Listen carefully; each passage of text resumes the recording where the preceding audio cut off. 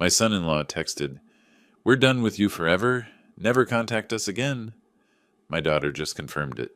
I smiled and calmly replied, "No problem." Then I quietly canceled every monthly payment, $2,400 for their house and cars.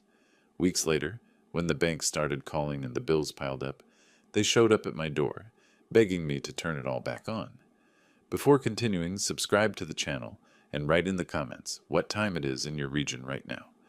My name is Daniel Fisher. I'm 64 years old, retired financial consultant living in Scottsdale, Arizona. Spent 38 years helping people manage their money, plan for retirement, make smart investments. Never thought I'd need to use those skills against my own family. But here we are, 6 years. That's how long I've been bankrolling my daughter Rachel's life. Rachel and her husband Sean. My beautiful little girl who used to run to the door when I came home from work, squealing, "Daddy's home." Now she barely looks me in the eye. Sean Miller, my son-in-law, 37 years old, works as a mid-level manager at some tech company in Phoenix. When Rachel first brought him home 7 years ago, I thought he was decent enough. Ambitious, polite, had that firm handshake men of my generation appreciate. He called me sir for the first 6 months. That should have been my first warning sign. Nobody's that polite unless they want something. The change started slowly, like watching rust spread across chrome. You don't notice it happening until one day you realize the shine is gone. At first, Sean would thank me profusely when I helped with their down payment. "Mr. Fisher, I don't know how to thank you. We'll pay you back, I promise." $28,000 for their house on Canyon View Lane. Still waiting on that payback, by the way. Then came the car loans, both of them. Rachel's Honda Accord and Sean's Ford F-150. "Just until we get on our feet, Dad," Rachel said, squeezing my hand across the dinner table. Her eyes were so hopeful. How could I say no? Another $680 a month, automatic withdrawal from my account. The insurance policies, the Costco membership, the medical coverage I added them to through my retirement benefits. It all seemed like what a good father does. Take care of your kids, right? Even when they're adults. Even when your gut tells you they're taking advantage. I remember the exact moment I saw Sean's mask slip. We were at a barbecue at their place, maybe 2 years ago.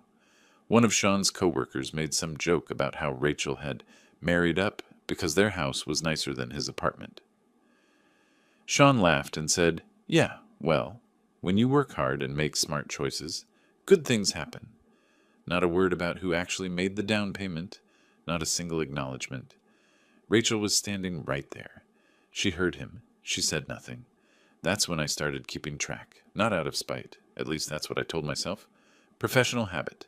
I'm a financial consultant. I track numbers. So I created a spreadsheet. Every payment, every dollar, every small favor that turned into another monthly obligation. The total grew like a tumor. $1,450 for their mortgage, $680 for both car loans, $270 for insurance premiums, $2,400 every single month, withdrawn automatically from my retirement account. Over 6 years, I'd pumped $172,800 into their life, not including the down payment, not including the furniture I bought when they moved in, not including the emergency cash I'd given Rachel when Sean's car needed repairs, or when they wanted to renovate their kitchen, or when they decided they needed a new 75-inch television. Speaking of that television, that's what did it. That's what finally made me see the whole picture clearly, like someone had wiped the fog off a mirror. It was a Saturday evening, early March. Rachel had invited me over for dinner, a rare occurrence these days. I should have known something was off when Sean greeted me at the door with that stiff smile, the one that doesn't reach his eyes. "Hey, Daniel, come on in." Not Dad, not Mr. Fisher anymore. Just Daniel, like I was some acquaintance he tolerated. The house smelled amazing. Rachel had made pot roast, my favorite. The table was set nicely. For a moment, I let myself believe this was real, that my daughter wanted to spend time with me, that we could be a family again. Then I walked into their living room and saw it. The television was massive, mounted on the wall like a black monolith. Had to be at least 75 inches, maybe 80, the kind of screen you see in sports bars. Sean was standing in front of it, remote in hand, grinning like a kid on Christmas morning. Check this out, Daniel. Just got it installed yesterday. 8K resolution, quantum dot display, 120 Hz refresh rate. Top of the line. Cost $3,200, but totally worth it. The picture quality is insane. Rachel was watching me from the kitchen doorway, wooden spoon in her hand. Something in her expression made my chest tight. Guilt? Embarrassment? Or was she just waiting to see if I'd ruin their dinner by saying something? I kept my voice casual. Friendly, even. Wow, that's quite an investment. Must have saved up for a while for something like that. Sean's grin faltered just a fraction. Well, you know, work bonus came through. Figured we deserved to treat ourselves. I nodded slowly, doing the math in my head. The same math I'd been doing for 6 years. That's great. Really great. Hey, random question. Did you guys ever get around to paying down those credit cards? Last time we talked, Rachel mentioned you had about $11,000 in high-interest debt. The temperature in the room dropped about 20 degrees. Rachel's face went pale. She opened her mouth, closed it, looked at Sean like a drowning person looks at a life preserver. Sean's jaw clenched. He set down the remote very carefully, very deliberately. When he turned to face me, that polite mask was completely gone. What was underneath was something cold and hard. You know what, Daniel? This is exactly the problem. This right here. Every time we try to enjoy something, every time we make a decision about our own lives, you have to stick your nose in it. You have to make it about money, about debt, about what you think we should be doing. I held up my hands. Sean, I didn't mean... Yes, you did. You absolutely meant it. You can't help yourself. You think because you help us out sometimes, that gives you the right to control every aspect of our lives, to judge our choices, to make us feel like children who can't manage their own finances. That's not fair, I said quietly. I've never tried to control you. Really? Sean's voice was rising now. Really? Because from where I'm standing, it feels like every conversation, every family dinner, every phone call from you comes with strings attached. Little comments, little digs. Did you think about this? Have you considered that? Maybe you should be more responsible with money. Rachel had started crying silently, tears running down her cheeks while she just stood there, frozen. I looked at my daughter. Rachel, is this how you feel too? She wouldn't meet my eyes, just stared at the floor and whispered, Dad, you do kind of... sometimes it feels like you don't trust us to make our own decisions. Something cracked inside my chest. Not broke, not yet. Just cracked. A hairline fracture that I knew would spread. I stood up. My pot roast sat untouched on the plate. I should go. I'm sorry I upset you both. That genuinely wasn't my intention. Sean didn't apologize, didn't walk it back. Just stood there with his arms crossed, watching me gather my jacket. Rachel followed me to the door, still crying, but she didn't ask me to stay. Dad, I'm sorry. We just need... I know, I said. You need space. I get it. I drove home in silence. Didn't turn on the radio. Just listened to the sound of my own breathing and watched the streetlights blur past. When I got back to my house on Desert Bloom Drive, I went straight to my garage. To my 1967 Ford Mustang, the restoration project I'd been working on for 3 years. I sat in the driver's seat, hands on the steering wheel, and let myself really think about what had just happened. My phone buzzed, a text from Rachel. Dad, I'm sorry about tonight. Sean's really stressed about work. Let's talk soon, okay? I didn't respond. I just sat there in the growing darkness, surrounded by tools and car parts, and the smell of motor oil, and waited to see what would happen next. I didn't have to wait long.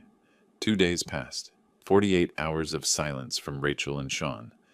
I spent that time in my garage mostly, torque wrench in hand, rebuilding the Mustang's carburetor. There's something meditative about mechanical work. Every piece has a purpose. Every bolt has its place. Nothing is arbitrary. Unlike family relationships, apparently. My phone buzzed on the workbench.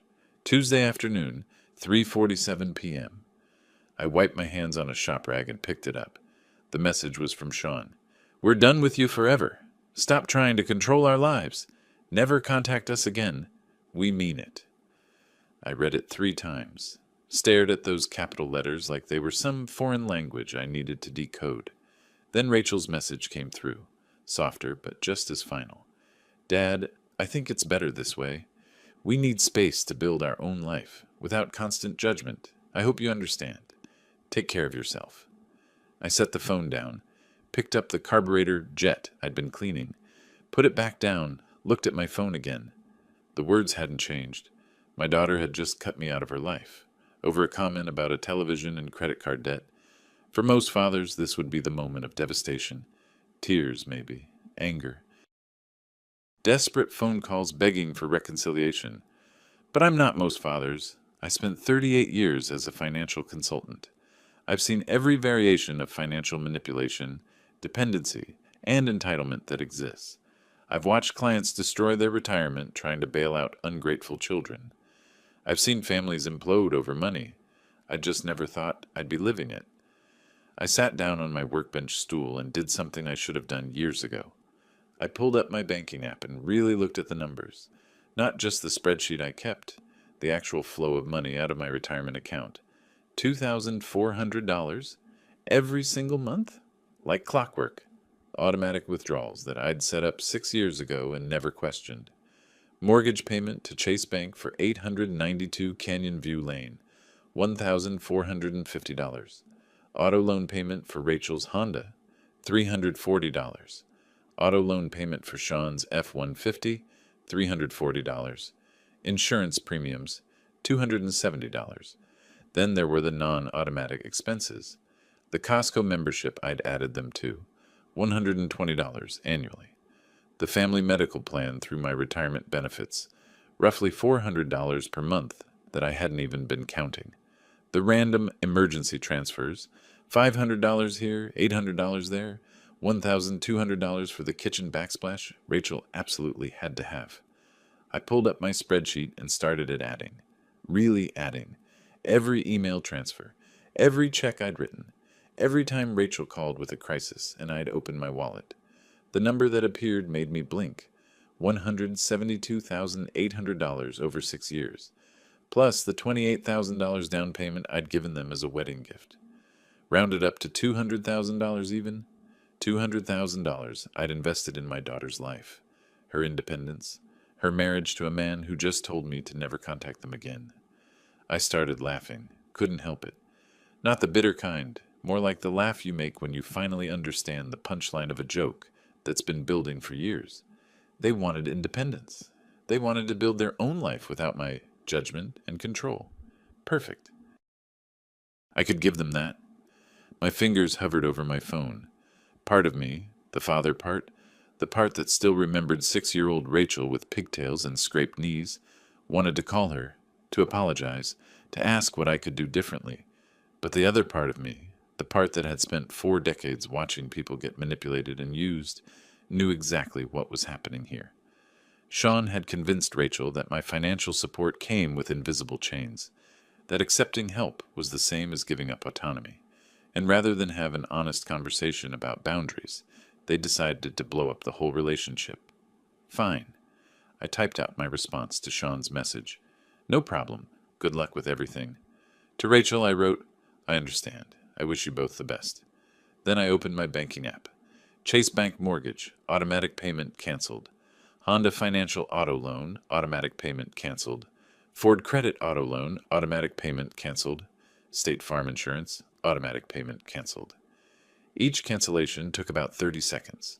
Click, click, confirm. Years of financial support, erased with a few taps on a screen. I sat back and looked at what I'd done. Felt nothing. No guilt, no satisfaction. Just a strange calm, like I'd finally put down a weight I didn't realize I'd been carrying. They wanted independence. They were about to get a masterclass in it. I thought about calling my attorney, Gerald Torres, but decided against it. Not yet. This wasn't about legal maneuvering. This was simpler, much simpler.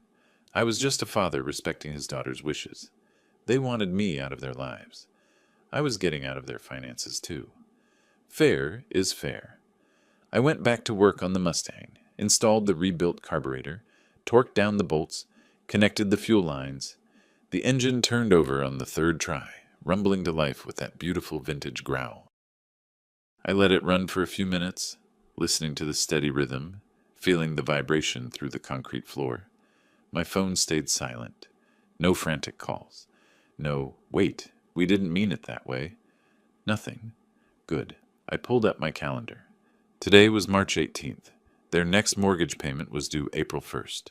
Car loans due the same day. Insurance renewal on April 5th. 2 weeks until they'd start noticing something was wrong. Maybe a little longer if they weren't paying attention to their automatic payment confirmations. Sean was the type to assume everything was running smoothly until a problem literally hit him in the face. I had time. Time to make absolutely sure all my legal bases were covered. Time to document everything. Time to prepare for whatever came next. Because something would come next. I knew it with the same certainty I knew the Mustang's engine would fire up every time I turned the key. Sean and Rachel lived beyond their means. Their combined take-home pay was maybe $6,800 a month, and with my support withdrawn, they'd be in the red by at least $2,000 every single month. They'd figure it out eventually, and when they did, well, that would be interesting. I closed the garage door, walked back into my house, and poured myself 2 fingers of bourbon. Sat in my leather chair by the window, looking out at the desert sunset painting the sky orange and purple. My phone buzzed one more time. Rachel again. I know this is hard, Dad, but it's the right thing. We need to stand on our own feet. I smiled and took a sip of bourbon. You're about to get exactly what you asked for, sweetheart, I murmured to the empty room. Let's see how well you stand. The next morning I called Gerald Torres. Not because we were friends, we weren't. But his law firm had handled some estate planning for a few of my former clients, and they'd all spoken highly of him. I needed someone who specialized in family law and financial matters. Someone who could tell me exactly where the legal boundaries were. His office was downtown Phoenix, a sleek glass building on Monroe Street. The receptionist led me to a conference room with a view of the city sprawling out toward the mountains. Torres walked in 5 minutes later, a man in his early 50s, salt and pepper hair, expensive suit that actually fit properly. He shook my hand with the grip of someone who worked out regularly. Mr. Fisher, your message said this was about family financial support?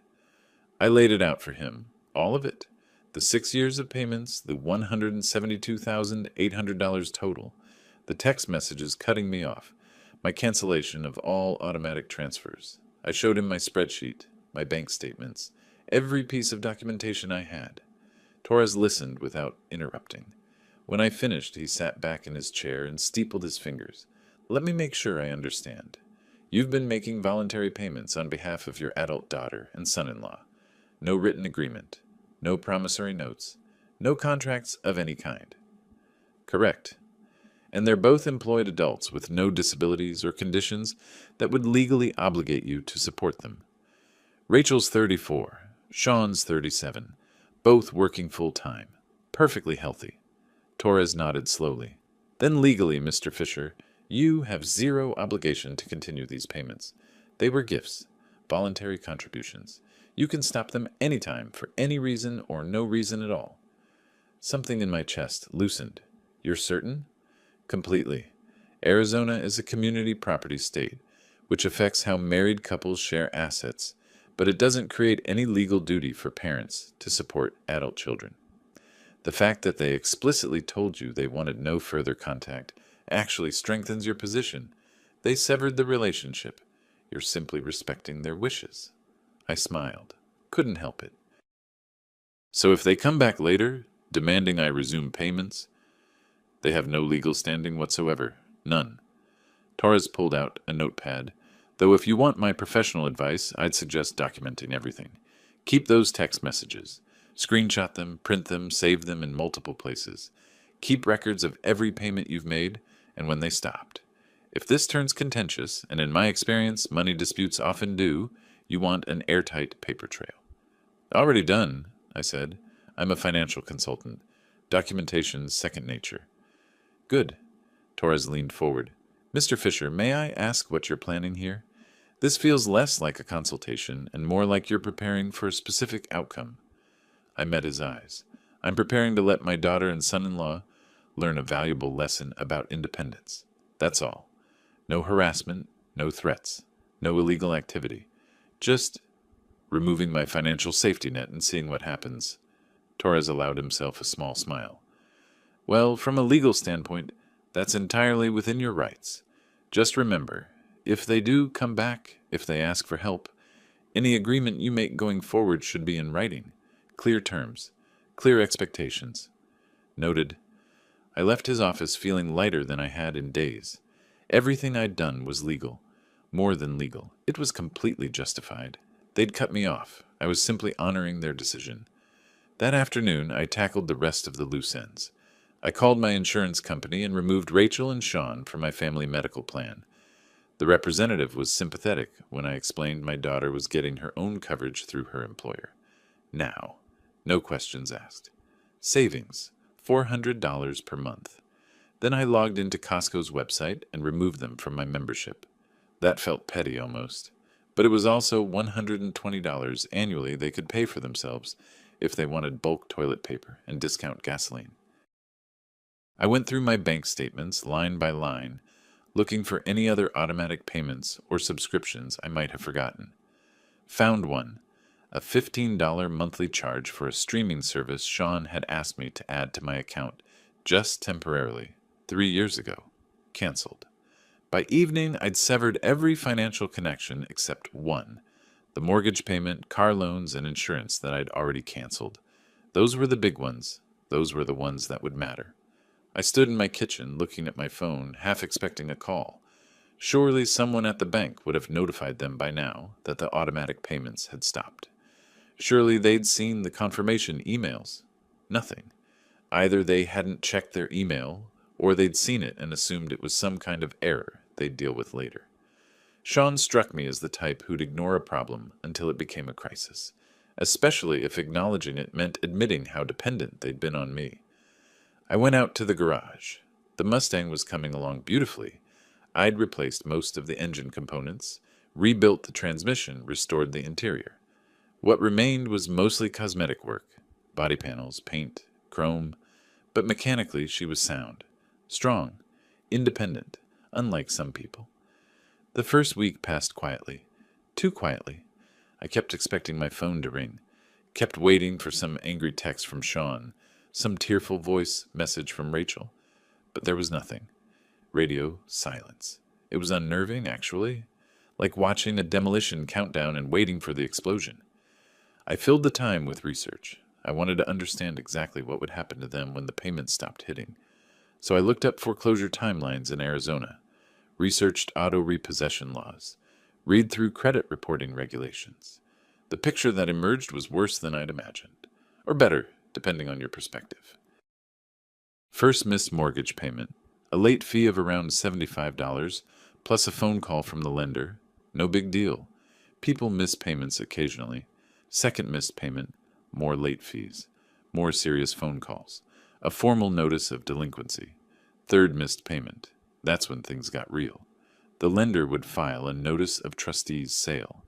In Arizona, foreclosure could happen fast, as little as 90 days from the first missed payment to auction.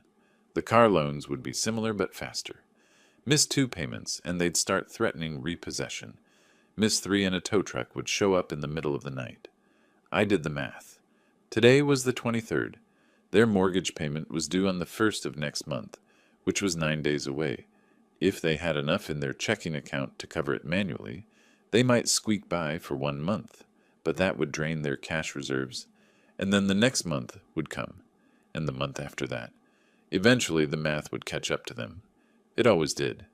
I poured myself another bourbon and sat in my leather chair, watching the sun set over the desert.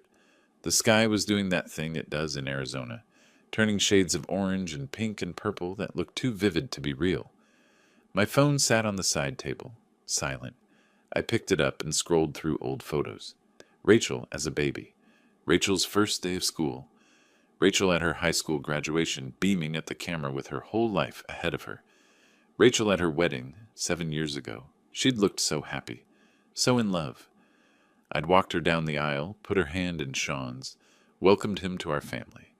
And now here I was, systematically dismantling the financial foundation I'd built for them. Was I doing the right thing? Or was I just a bitter old man punishing his daughter for choosing her husband over her father? I stared at that wedding photo for a long time. Then I remembered Sean's face at that barbecue. The way he'd taken credit for their success without acknowledging my contribution. The way he'd looked at me during that dinner, not with anger, but with contempt, like I was some obstacle to overcome rather than someone who'd given them everything. I remembered Rachel's text. We need to stand on our own feet. Fine, let them stand. I deleted the photo album from my favorites and set down my phone. Tomorrow, I'd go back to the garage, back to my Mustang, back to building something that would last. The mortgage payment came due on the 1st. I knew because I'd marked it on my calendar in red ink, circled it, like marking the date of an approaching storm. I spent that morning working on the Mustang's body panels, sanding down rust spots, filling in dents, methodical work that kept my hands busy and my mind focused. But every hour or so, I'd check my phone. Still nothing. Either they'd scraped together enough cash to make the payment manually, or they were about to discover a very unpleasant surprise. 3 days later, I got my answer. I was having coffee at a diner near my house, one of those old-school places with vinyl booths and waitresses who call everyone hone, when I saw her. Rachel. She was at the grocery store across the parking lot, pushing a cart toward her Honda. Even from a distance, I could see the tension in her shoulders, the way she moved with jerky, stressed motions. I watched her load groceries into her trunk. Generic brands, I noticed. Store-brand cereal, no-name pasta, the kind of shopping you do when you're counting every dollar. She didn't see me, just got in her car and drove away, and I sat there with my cooling coffee thinking about what I'd just witnessed. Rachel had never been a bargain shopper. She was a Whole Foods girl. Organic everything, premium brands. The fact that she was at a budget grocery store buying generic products told me everything I needed to know. They were feeling the squeeze. The thought should have made me feel something. Guilt, maybe. Satisfaction, but mostly I just felt curious, like a scientist watching an experiment unfold. I paid for my coffee and drove home. Spent the afternoon online researching the next phase. Because if they were going to come crawling back, and they would, eventually, I needed to be ready. I started with property law, specifically quitclaim deeds. It's a legal instrument that transfers ownership of property from one party to another. No warranties, no guarantees. Just a simple transfer of whatever interest the grantor has. In other words, if I wanted to, I could make helping them conditional on them signing over the deed to their house. It would be legal. It would be binding. And it would teach them a lesson they'd never forget about the real cost of independence. But I wasn't there yet. That was thinking too far ahead. I called another lawyer, not Torres this time, but a real estate attorney named Morrison, whose name I'd found online. Made an appointment for the following week to discuss options. Just exploring possibilities. Just being prepared. The weekend came and went. Still no contact from Rachel or Sean. I drove past their house on Sunday afternoon. Told myself I was just taking a different route to the hardware store. Their cars were both in the driveway. The lawn needed mowing.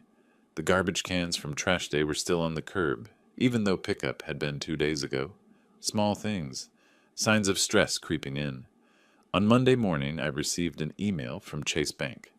Not to me personally, it was one of those promotional emails they send to customers. But I'd set up the mortgage payments through my account, which meant I was still on their mailing list for that property. The email's subject line, "Reminder, your payment is past due." So they'd missed it. They hadn't scraped together the money. The mortgage payment for 892 Canyon View Lane was officially late. I deleted the email and went back to my coffee. That afternoon, my neighbor Trevor stopped by. Trevor King, former police officer, retired about the same time I did. We weren't close friends, but we'd shared beers on the back patio a few times, talked about sports and retirement and the general state of the world. "Hey, Daniel, got a minute?" "Sure. What's up?" Trevor scratched the back of his neck, looking uncomfortable. "Look, this might be none of my business, but I ran into your daughter yesterday. At the bank. She looked rough, man, like she'd been crying. And when she saw me, she practically ran the other way." I kept my expression neutral. We're going through a difficult patch. Yeah, I figured.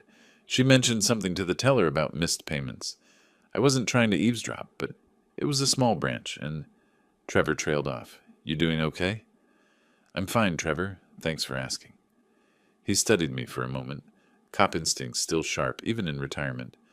All right, just wanted to check. You know where to find me if you need anything. After he left, I stood in my driveway for a long time, thinking. Rachel had been at the bank, trying to sort out the missed payment, which meant she'd discovered that automatic payment was canceled, which meant she knew I'd done this deliberately, and she still hadn't called. Pride. That's what it was. She and Sean had burned the bridge, told me never to contact them, and now they couldn't bring themselves to admit they needed my help. They were probably scrambling, trying to figure out how to make up the difference without asking the father they'd cut off. Good. Let them scramble. I went back inside and made dinner. Grilled chicken, roasted vegetables, a glass of red wine. Ate it slowly, savoring each bite. My phone sat on the table, screen dark. That night, I pulled out a legal pad and started making notes. Not a plan exactly, more like a framework, a set of principles for when they inevitably came back. First, any help I provided would be documented. Contracts, clear terms, no more handshake agreements or verbal promises.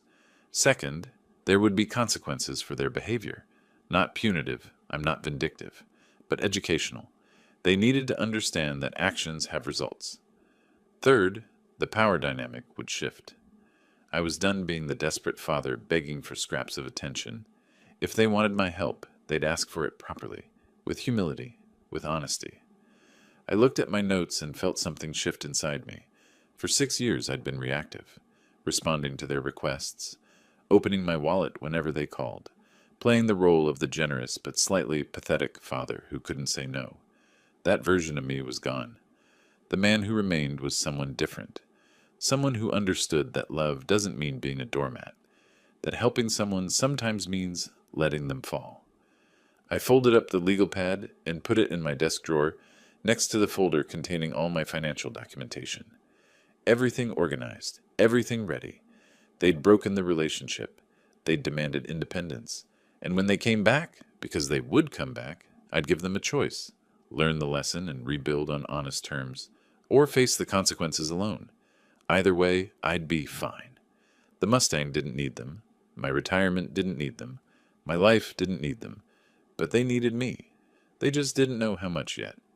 I smiled at that thought, poured another glass of wine, and waited for the inevitable to unfold. Another month crawled by. May turned into June, and Arizona heat settled over Scottsdale like a blanket. I kept working on the Mustang. The bodywork was nearly complete. I'd stripped the old paint, fixed every dent, welded patches where rust had eaten through the quarter panels. Now she was in primer, waiting for the final paint job. I'd chosen the color weeks ago. Guardsman blue, same as the original 1967 model. Classic, honest. Unlike certain people in my life. My phone rang one afternoon while I was wet sanding the hood. Unknown number. I almost didn't answer, but something made me pick up. Mr. Fisher? This is Linda Wright from Chase Bank. I'm calling about the property at 892 Canyon View Lane. I set down my sanding block. Yes?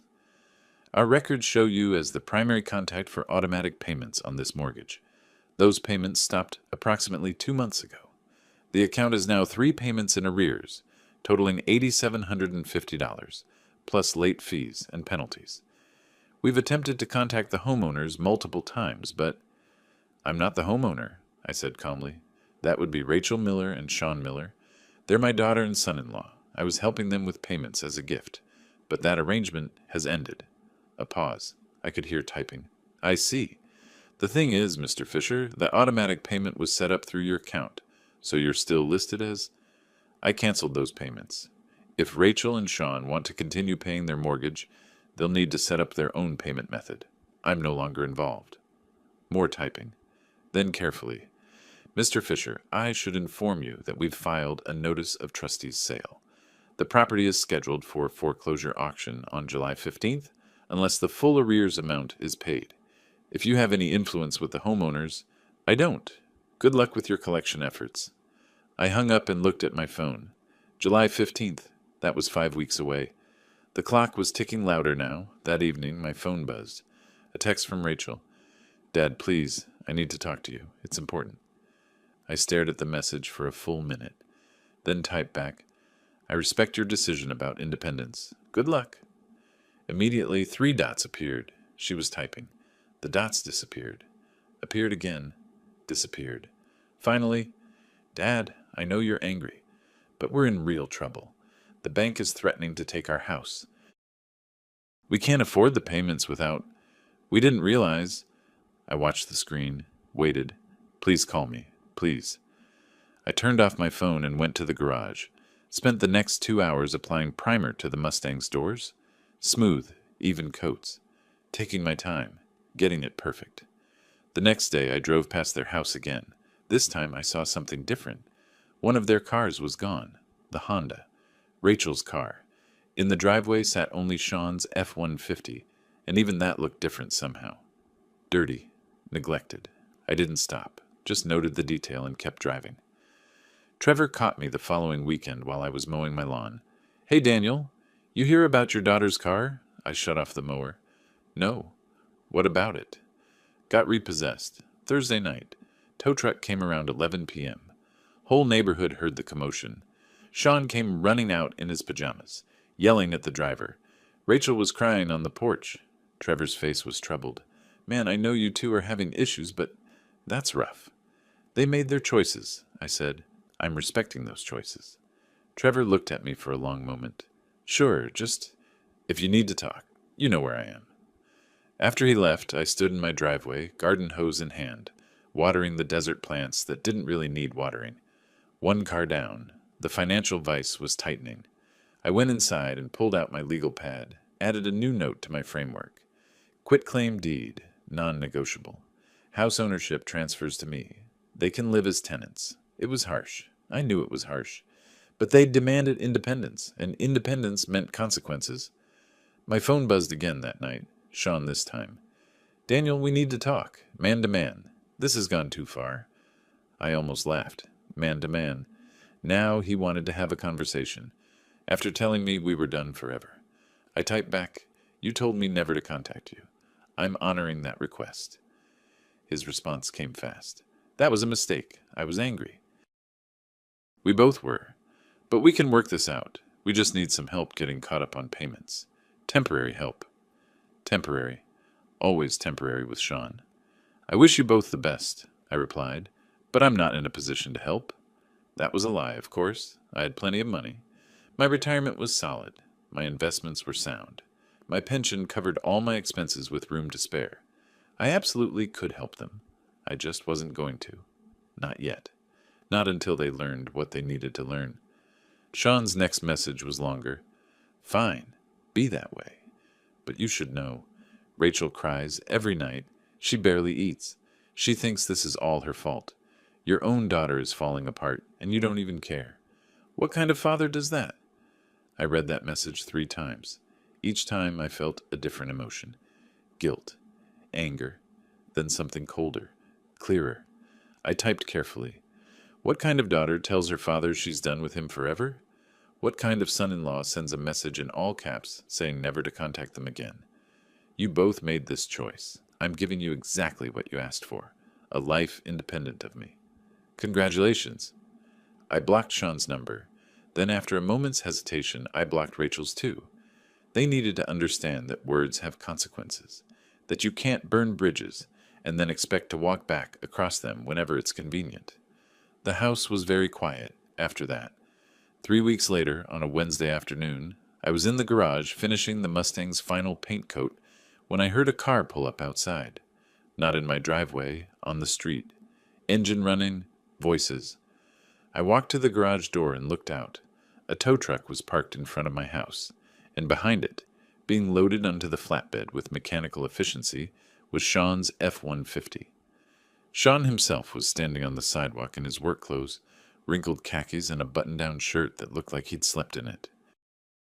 His face was red, veins standing out on his neck as he shouted at the tow truck driver, "You can't do this! I have rights! I'm only 2 payments behind."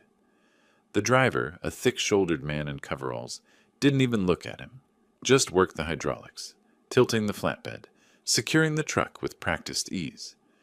3 payments, the driver said calmly, and we sent 4 notices. You're lucky we didn't come sooner. I need that truck for work. How am I supposed to get to work? Not my problem, buddy. Take it up with Ford Credit. I watched Sean's face cycle through emotions. Rage, desperation, and finally something that looked like defeat. His shoulders slumped. His hands fell to his sides. Then he turned and saw me standing in my garage. Our eyes met across the distance. 30 yards maybe, but it felt like miles. Sean's expression changed. The defeat morphed into something uglier. His face twisted and he started walking toward me, fast, aggressive. "This is your fault," he shouted. "You did this. You're destroying our lives because your pride got hurt." I didn't move, just stood there, shop rag in hand, and waited. Sean stopped at the edge of my driveway, smart enough not to actually step onto my property at least. He was shaking, I noticed, hands trembling, sweat on his forehead despite the early evening cool. "All you had to do was keep helping us," he said, voice cracking. "Just keep doing what you'd been doing. But no, you had to make a point. You had to punish us for wanting our own life." "I gave you your own life," I said quietly. "This is what it looks like. This isn't independence. This is sabotage. You canceled everything. The house payments, the car payments, the insurance, everything. You left us with nothing. I left you with exactly what you brought to the relationship. Your jobs, your salaries, your ability to stand on your own feet, like Rachel said you wanted to do." I paused. "How's that working out?" Sean's face went from red to almost purple. "You smug son of a—" "Careful," I said. "You're on my property line. And Trevor over there." I nodded toward my neighbor's house, where Trevor had conveniently appeared on his porch. "Is a retired cop who'd be happy to report any threats you make." Sean glanced at Trevor, looked back at me. His jaw worked like he was chewing glass. "We're going to lose the house," he said finally, voice flat. "Dead. Auctions in 3 weeks. We've maxed out our credit cards trying to make payments. Borrowed from friends. Sold everything we could sell. We have nothing left, Daniel. Nothing. And you know what? You win. Okay? You win. Is that what you wanted to hear?" Behind him, the tow truck pulled away, carrying his F-150 into the sunset. Sean didn't even turn to watch it go. "I don't want to win," I said. "I want you to understand something very simple. When you tell someone you're done with them forever, you don't get to come back when it's convenient. You don't get to demand they save you from consequences you created. We didn't create this. You did. No, Sean, I created a safety net. You cut it, and now you're surprised you're falling." I folded my arms. "Where's Rachel?" Something in his face shifted, crumbled. "Home. Crying. Again. She wanted to come here to beg you, but I told her I'd handle it, that I could fix this." He laughed, bitter and broken. "Can't even do that, right?" For just a moment, just a flicker, I felt something like sympathy. He looked so lost, so completely out of his depth. This was a man who'd spent 6 years coasting on someone else's generosity and never once stopped to consider what would happen if it ended. Then I remembered his text message. "We're done with you forever." The sympathy evaporated. "Tell Rachel I hope she finds her independence," I said. "You both wanted it so badly. Now you have it."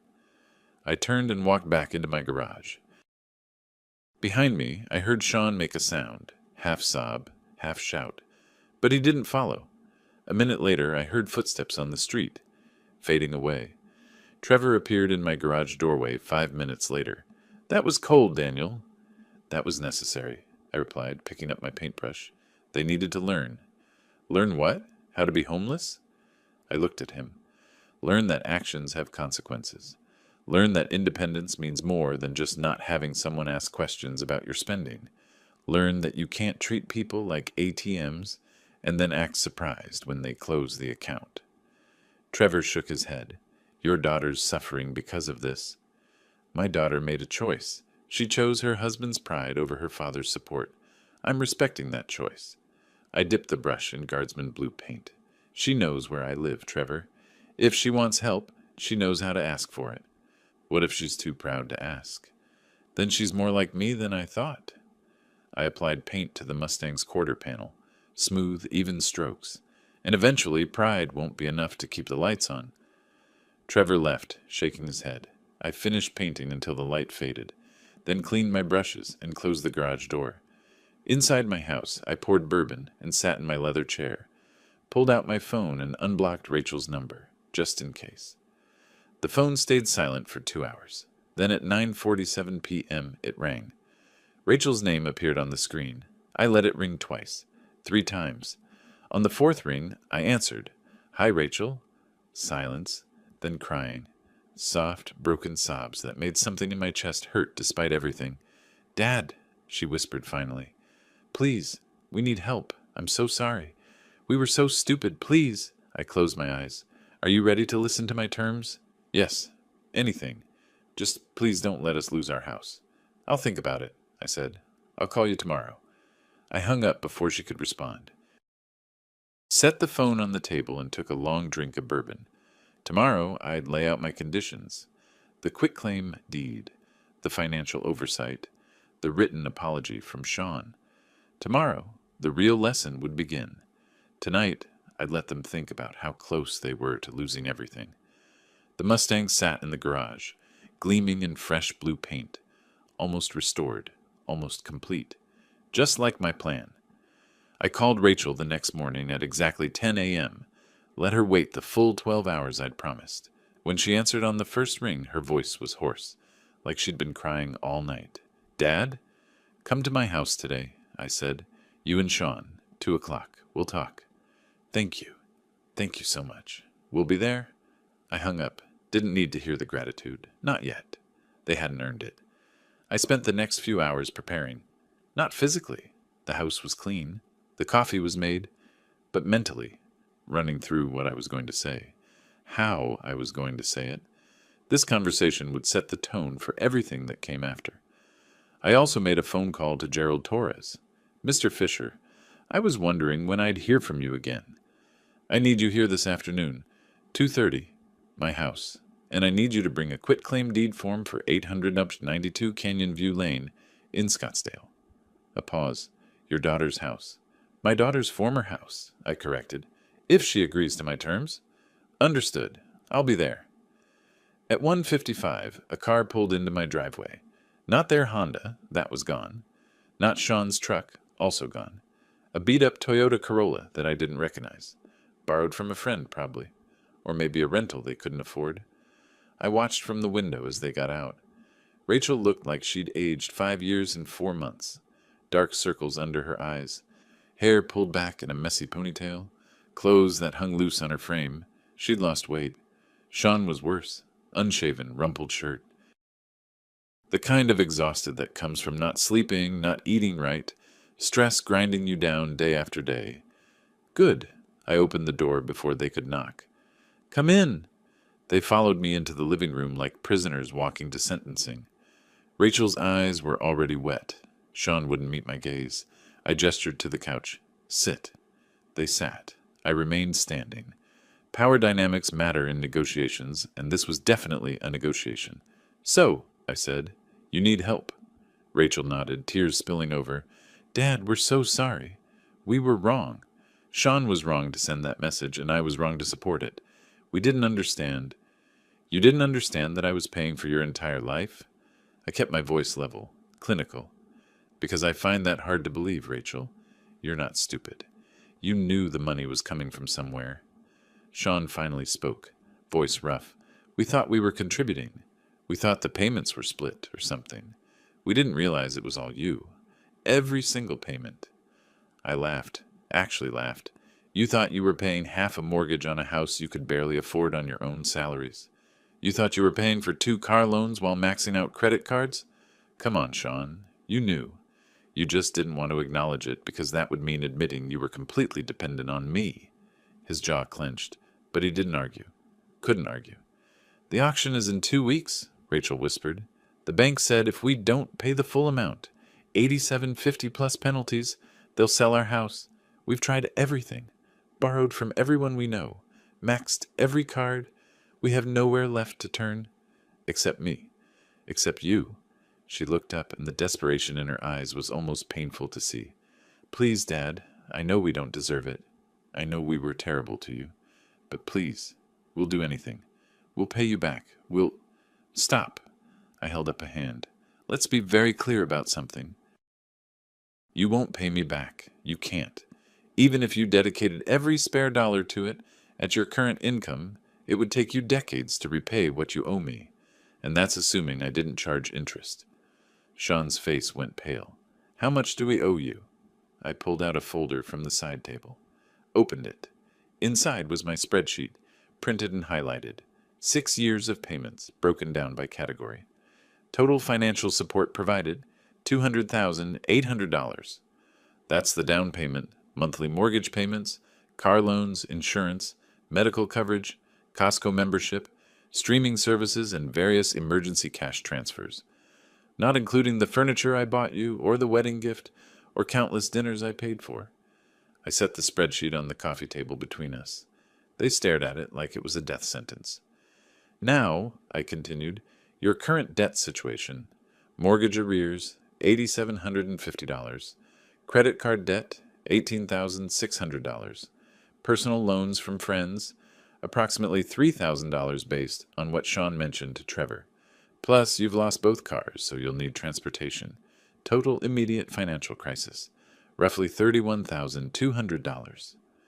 Rachel was crying openly now. Sean looked like he might be sick. I can help you, I said, but understand this. Helping you will cost me money I don't have to spend, money I could use for my retirement, my hobbies, my life. So if I'm going to do this, it's going to be on my terms, non-negotiable terms. Do you understand? They both nodded, too broken to do anything else. Good. I checked my watch.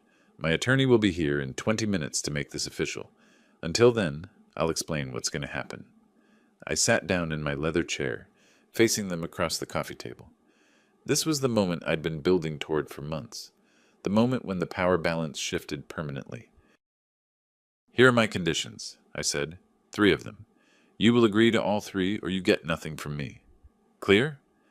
Clear, Sean said. Rachel just nodded.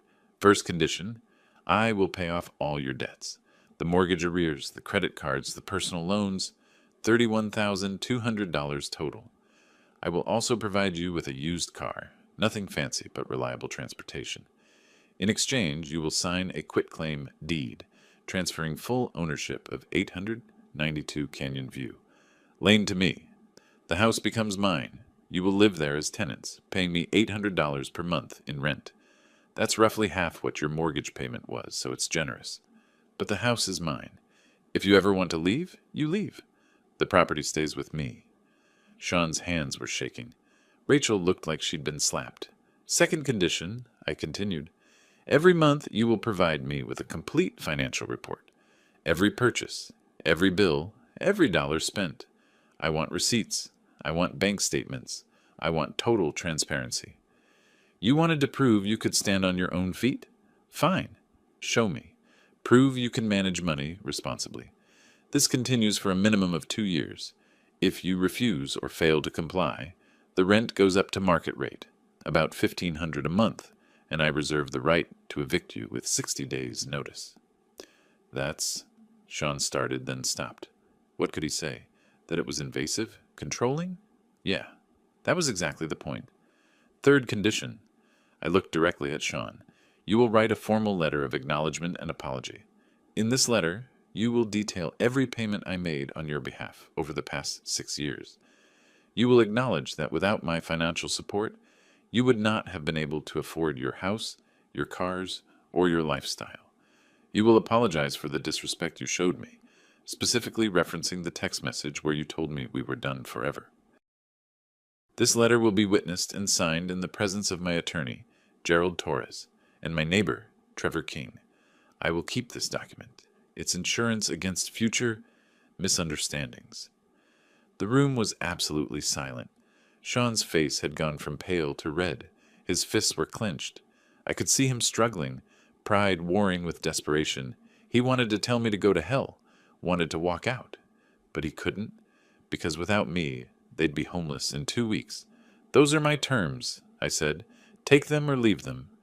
Rachel grabbed Sean's arm. We'll take them, she said quickly. Right, Sean, we'll take them. Sean looked at her, looked at me, and something in him broke. His shoulders slumped. His head dropped. "Yeah," he said, voice barely audible. "We'll take them." I smiled, not warmly, but with satisfaction. Smart choice. The doorbell rang. Right on schedule. I stood and walked to the door. Gerald Torres stood on my porch, briefcase in hand. "Mr. Fisher, ready to proceed?" "Come in, Gerald," I said. "Let's make this official." Gerald Torres set his briefcase on my dining room table and pulled out a stack of documents. He was all business, but I caught the slight raise of his eyebrow when he saw Rachel and Sean huddled on my couch like defendants awaiting verdict. "Mr. Miller, Mrs. Miller," he said formally. "I'm Gerald Torres, Mr. Fisher's attorney. I understand you're here to negotiate terms of financial assistance." Sean just nodded. Rachel said, "Yes, sir." Torres pulled out the quitclaim deed first, the most important document, the one that would transfer legal ownership of their house to me. "This is a quitclaim deed for the property at 892 Canyon View Lane, Scottsdale, Arizona, currently in the names of Rachel Miller and Sean Miller. By signing this document, you transfer all ownership interest to Daniel Fisher. Do you understand what this means?" "We understand," Rachel whispered. "You understand that you will no longer own this property? That Mr. Fisher will be the legal owner and you will be tenants?" "Yes." Torres looked at Sean. "Mr. Miller, I need verbal confirmation from both of you." Sean's jaw worked. I could see the war happening behind his eyes. This was the moment, the point of no return. Once he signed that deed, he'd be admitting, legally, officially, that he couldn't provide for his own family, that he needed me, that all his talk about independence had been exactly that. Just talk. "Mr. Miller?" Torres prompted again. "I understand," Sean finally said. The words sounded like they were being dragged out of him with pliers. "Good." Torres slid the document across the table. "I'll need both signatures, here, here, and here. I'll notarize them." Rachel signed first. Her hand trembled so badly she could barely hold the pen, but she signed. Then she pushed the document to Sean. He stared at it for a long moment.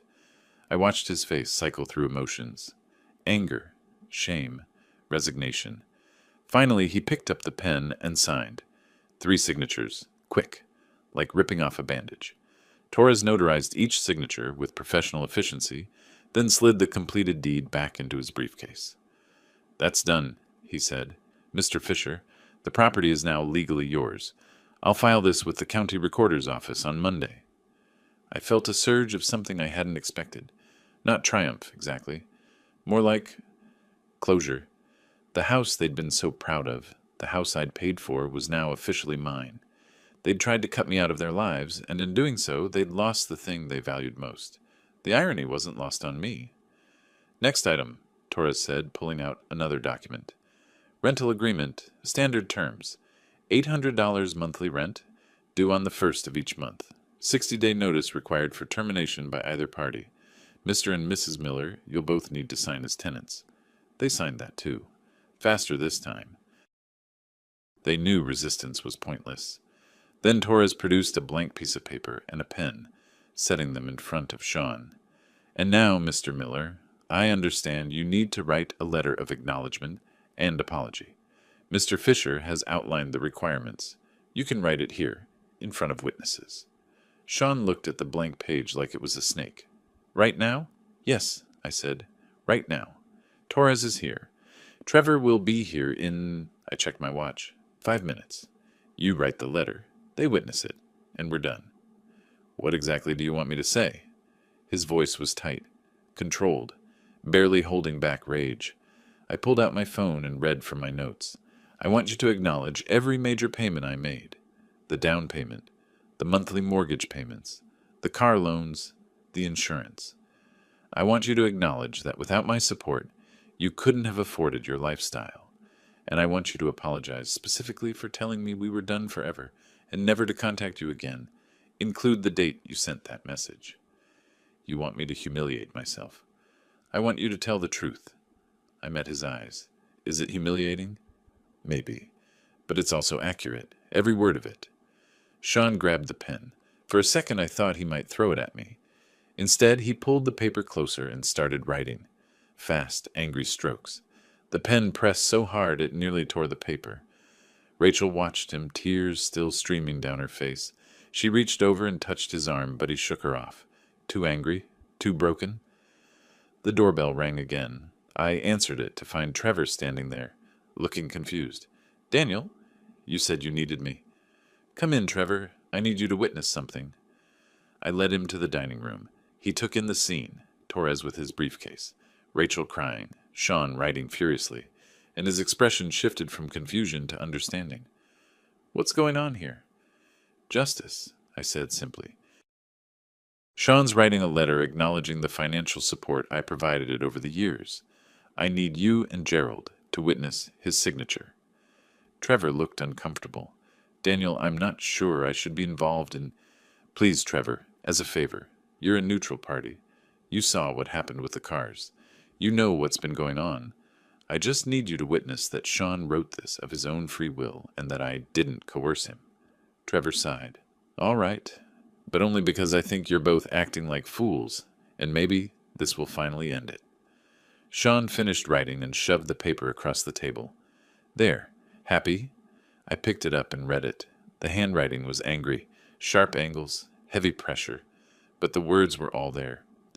"To whom it may concern, I, Sean Miller, acknowledge that from 2019 to 2025, Daniel Fisher provided substantial financial support to myself and my wife, Rachel Miller. This support included a $28,000 down payment for our house at 892 Canyon View Lane, monthly mortgage payments of $1,450, monthly car loan payments totaling $680, monthly insurance premiums of $270, and various other expenses including medical coverage, memberships, and emergency cash. Without Mr. Fisher's financial support, we would not have been able to afford our house, our vehicles, or our lifestyle. I acknowledge that we were completely dependent on his generosity. On March 18th, 2025, I sent Mr. Fisher a text message stating, 'We're done with you forever. Stop trying to control our lives. Never contact us again.' This message was disrespectful, ungrateful, and wrong. I apologize for sending it and for the pain it caused. I recognize that the financial crisis my family now faces is a direct result of losing Mr. Fisher's support that we took for granted and failed to appreciate. Signed, Sean Miller." It was perfect. Bitter, angry, but perfect. Every word I'd wanted was there. "Sign it," I said. "Date it. Torres and Trevor will witness." Sean signed. Torres and Trevor signed beneath his signature as witnesses. Torres took a photo of the completed letter with his phone, then handed the original to me. "For your records, Mr. Fisher." I folded the letter carefully and slid it into my folder, right next to my spreadsheet, right next to all the bank statements and payment records, complete documentation of their dependence, their ingratitude, their fall, and their submission. "We're done here," I said. "Gerald, thank you. Trevor, I appreciate you coming. Sean, Rachel, I'll transfer the money to pay off your debts by Monday. The bank will have the foreclosure stopped. You can pick up your rental car on Tuesday. I'll text you the address of the dealership. Keys will be waiting." Rachel stood up suddenly. "Dad, thank you. Thank you so much. I know we don't deserve—" "You don't," I interrupted. "But you're my daughter. And despite everything, I don't want to see you homeless. So I'm helping. On my terms." She nodded, wiping her eyes. Sean stood too. He looked at me with an expression I couldn't quite read. Hatred? Respect? Maybe both. "I won't forget this," he said quietly. "I'm counting on it," I replied. They left. Torres and Trevor followed shortly after, and I stood alone in my living room, holding the folder that contained their signed surrender. I'd done it, taken everything they'd valued, made them acknowledge their dependence, and restructured the relationship entirely on my terms. They wanted independence. I'd shown them what it actually cost, and now they'd spend years proving they could handle it, under my watchful eye, in my house, following my rules.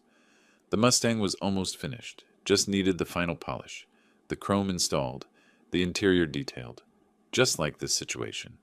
Almost complete, almost perfect. I poured myself a bourbon and raised the glass to the empty room. "To lessons learned," I said, and I smiled. The next morning I transferred the money. All of it. $31,200 from my retirement account into various creditor accounts. Chase Bank for the mortgage arrears. 3 different credit card companies. 2 personal loan recipients, whose names Sean had given me. Each transaction came with a note. Payment on behalf of Sean and Rachel Miller. Account satisfied in full.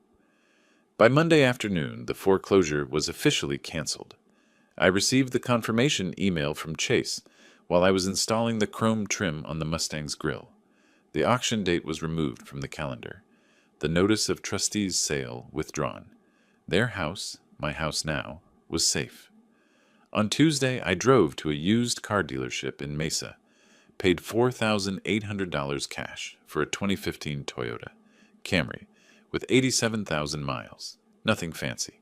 Gray, reliable, economical, perfect for people learning to live within their means. I left the keys with the sales manager and texted Rachel the address. Your transportation is ready. Ask for Mike. Keys are in his office. Her response came immediately. Thank you, Dad. We'll pick it up this afternoon. No effusive gratitude. No excessive apologies. Just acknowledgement. Good. They were learning. The quitclaim deed was filed with the Maricopa County Recorder's Office on Wednesday. I received the official stamped copy in the mail that Friday. The property at 892 Canyon View Lane, Scottsdale, Arizona, was now legally and irrevocably mine. I hung the deed on my garage wall, right next to my toolbox, a reminder of what happens when people mistake generosity for weakness. The first financial report arrived the following Monday. Rachel emailed it, a detailed Excel spreadsheet, with every expense categorized and documented. Rent, utilities, groceries, gas, personal items, every receipt scanned and attached. I reviewed it carefully. They'd spent $2,847 that month. Rent to me was $800. Utilities $340. Groceries $520. Gas $187. Everything else was minimal. No restaurant meals, no entertainment subscriptions. No impulse purchases. They were living like they should have been living all along. I sent back a one-word response. Approved. The second month's report was similar. Third month, even leaner. I could see them cutting expenses, learning to budget, making every dollar count. The kind of financial discipline they'd never needed before because I'd always been there to catch them when they fell. Not anymore. 2 months after our agreement, I drove to their house, my house, for the first time since the foreclosure scare. I'd texted ahead, need to inspect the property. Tomorrow, 2 p.m. Rachel's response was immediate. Of course, we'll make sure everything's clean. I pulled into the driveway at exactly 2 o'clock. The lawn was mowed. The garbage cans were stored properly. The exterior looked maintained. Good start. Rachel answered the door. She'd gained back some weight, I noticed. Not much, but enough that she didn't look quite so gaunt. Her eyes were clearer, less desperate. Hi, Dad. Come in. The inside was spotless. Furniture arranged neatly. Floors vacuumed. Kitchen clean. That absurd 75-inch television was gone. Sold, probably to help with expenses. Replaced with a modest 40-inch model that looked second-hand. Sean appeared from the hallway. Still looked tired, but not broken anymore. More like someone who'd been running a marathon and was finally finding his pace. Daniel, he nodded. Not warm, but respectful. Place looks good, right? I walked through slowly, checking everything. Water heater, HVAC filters, windows, plumbing, all maintained properly. They were taking care of my investment. It's acceptable? I said. Keep it this way. We will. Sean's jaw was tight, but he held my gaze. We're trying to do better, with everything. I looked at him, really looked at him. The arrogance was gone. The entitlement was gone. What remained was something harder, more grounded. I can see that, I said. Rachel appeared with a folder. This month's report. I know it's not due until Monday, but I have it ready. I took it, but didn't open it. How's work, Sean? He blinked, surprised by the personal question. Better. I got a small raise, 3%. It's not much, but It's something you earned yourself, I finished. That's what matters. Something in his expression shifted. Not quite a smile, but close. Yeah, he said quietly. Yeah, it is. I left 15 minutes later with the inspection complete and the monthly report in hand. Driving home, I felt something I hadn't expected. Not satisfaction exactly, more like closure. The anger that had burned for months was gone. What remained was just the facts. They'd betrayed my trust. I'd removed my support. They'd crashed. And now they were rebuilding on their own terms, with the safety net I'd chosen to provide. Not the relationship we'd had before, but maybe something more honest. The Mustang was nearly complete. I'd finished all the mechanical work, all the bodywork, all the paint. What remained was just the final detailing. Polish the chrome, clean the interior, install the new carpets. I spent the next 2 weeks working on those final touches. Every evening after dinner, I'd go to the garage and work until the light faded, polishing, cleaning, perfecting. And then one evening in early September, I stepped back and looked at what I'd created. The 1967 Ford Mustang stood gleaming under the garage lights. Guardsman blue paint, mirror bright, chrome that caught every reflection, interior restored to factory specification, engine purring like a satisfied cat. 3 years of work, patience, attention to detail, taking something broken and making it whole again. I ran my hand along the hood and felt something settle in my chest. Complete.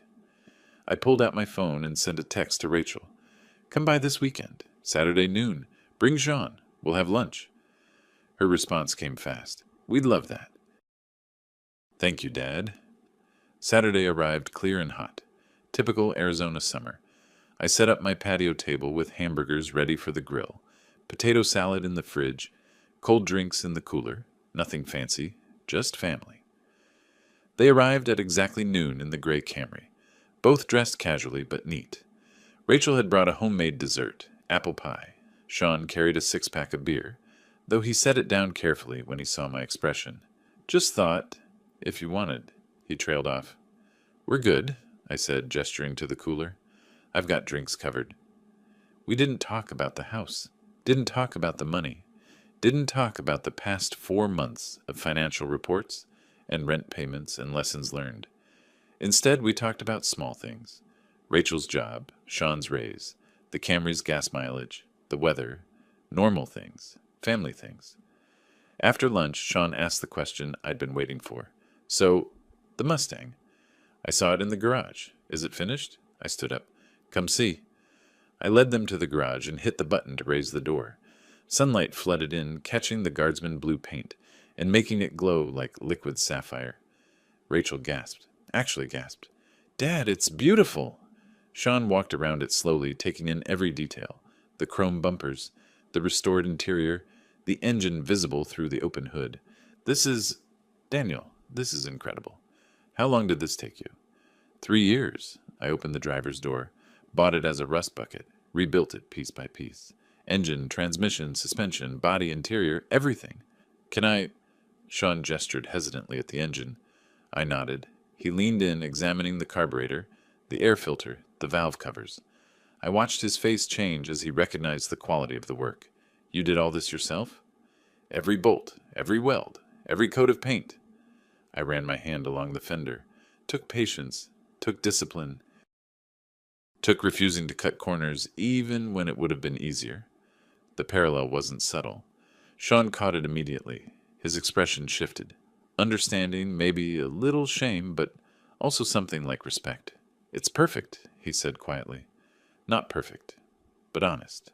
Everything you see is real. No shortcuts, no borrowed time. I closed the hood gently. That's what makes it valuable. Rachel was crying silently, and I realized she understood too. The Mustang wasn't just a car. It was a metaphor for everything that had happened between us. Something broken, neglected, taken for granted, and then rebuilt, slowly, painfully, into something stronger. Want to see it run? I asked. I climbed into the driver's seat, turned the key. The engine caught immediately. That beautiful rumble of a V8 that's been properly maintained and lovingly restored.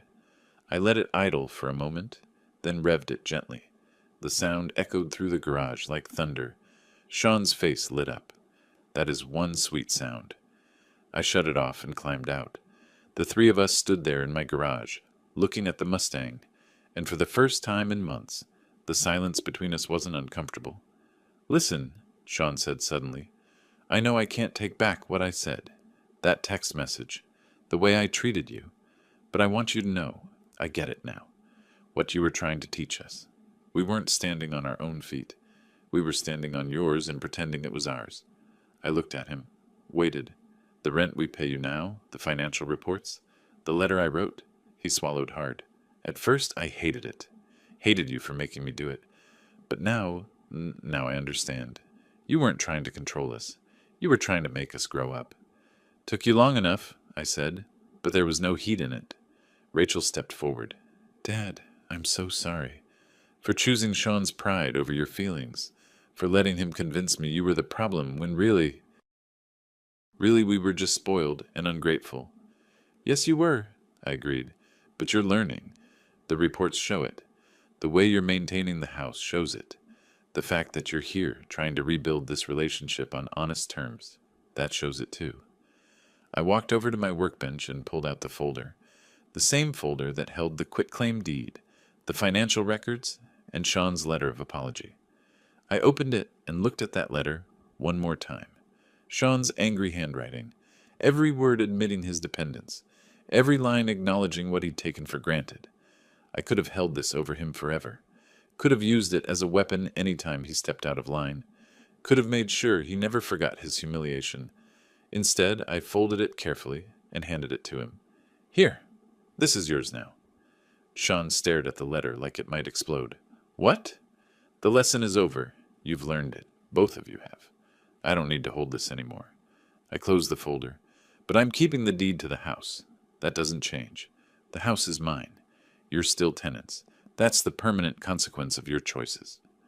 Sean opened the letter, read his own words, then slowly tore it in half, then in quarters, then into small pieces that he let fall into my garage trash can. "Thank you," he said. Rachel hugged me then, tight, like she used to when she was little. I let her, one hand awkwardly patting her back. "We'll keep sending the reports," she said into my shoulder, "and paying rent on time, and taking care of the house. I promise. I know you will." I gently extracted myself from the hug. "Because if you don't, you know exactly what I'm capable of." Sean actually laughed at that, a real laugh. Yeah, we definitely know." They stayed another hour. We sat on my patio, drinking iced tea, watching the afternoon shadows lengthen across the desert landscape. The conversation was easier now, less forced. We weren't the family we'd been before. That family was gone, built on a foundation of unspoken obligations and unacknowledged dependence. But maybe we could be something better, something honest. When they finally left, Rachel hugged me again at the door. "Love you, Dad." "Love you too, sweetheart." Even Sean shook my hand. "See you next month for the inspection." "I'll be there." I watched them drive away in the gray Camry. No fancy cars anymore. No lifestyle they couldn't afford. Just two people living within their means, learning to appreciate what they had instead of always wanting more. The lesson had been harsh, but it had been necessary. I went back to my garage and looked at the Mustang one more time. Then my eyes drifted to the wall where I'd hung the quitclaim deed. Legal proof that their house, the house I'd paid for, the house they'd taken for granted, was now mine. They'd tried to cut me out of their lives, tried to have independence without responsibility, tried to take everything I'd given and give nothing back, and in response, I'd taken the one thing they valued most and made it mine, not out of cruelty, not out of revenge, out of justice. They lived in my house now, followed my rules, proved themselves month by month with those financial reports, and slowly, so slowly, they were becoming the kind of people who deserved help, who understood that generosity isn't weakness, that support comes with gratitude. That family means mutual respect, not just one-way obligation. I poured myself a bourbon and sat in my leather chair, looking out at the desert sunset. The sky was doing that Arizona thing again, painting itself in impossible colors. My phone buzzed, a text from Rachel. "Thanks for today, Dad. It meant more than you know." I smiled and typed back, same time next month. The Mustang sat in my garage, fully restored. The deed hung on my wall, permanent proof of lessons learned. And somewhere across town, my daughter and son-in-law were living in my house, building a life on honest terms, finally understanding what independence really costs. I'd won, not by destroying them, but by teaching them. And that, I thought, taking a sip of bourbon, was the sweetest victory of all. The Mustang gleamed under the garage lights, complete, perfect, honest, just like justice should be. If you like this story, please like this video, subscribe to the channel, and share your impressions of this story in the comments. To listen to the next story, click on the box on the left. Thank you for watching.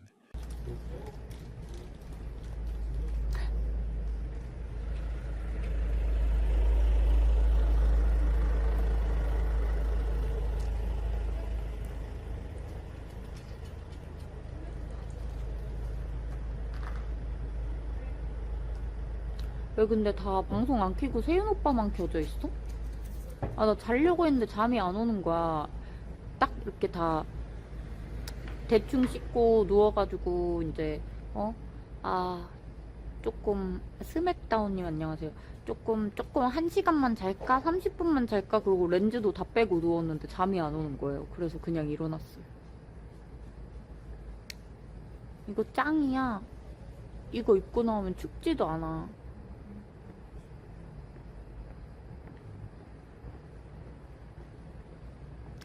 나 이제 뭐 하지? 나는 내일 모레 나갈 것 같은데? 무언님 어서오세요. 내일 모레?